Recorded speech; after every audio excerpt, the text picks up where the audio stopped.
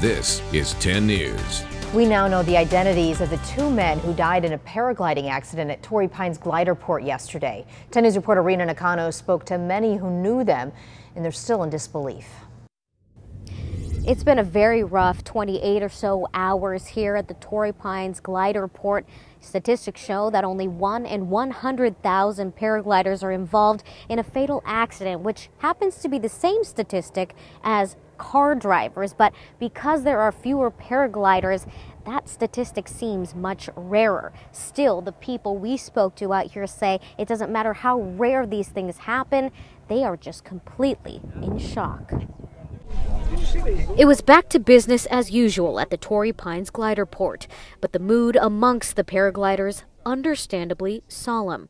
This after two of their own collided, fell 45 feet down a steep cliff, then died just yesterday. The San Diego medical examiner released their identities within the last hour. 43-year-old Glenn Johnny Peter Bengtson from Carlsbad and 61-year-old Raul Gonzalez Valerio of Laguna Hills. 10 News spoke to many paragliders off camera who said they are truly gutted, none of them knowing why this tragic accident occurred. Many said yesterday's weather conditions were absolutely perfect, so they don't believe it was weather-related. While there were many people flying, they say there were not enough people in the air at the time, so there wasn't a traffic jam. Both men were certified pilots. They both should know the rules to keep a safe distance amongst each other, and that the glider along the ocean needs to make way for the one flying along the cliffs who has the right of way. So what exactly happened? Many we spoke to say it must have just been a freak accident.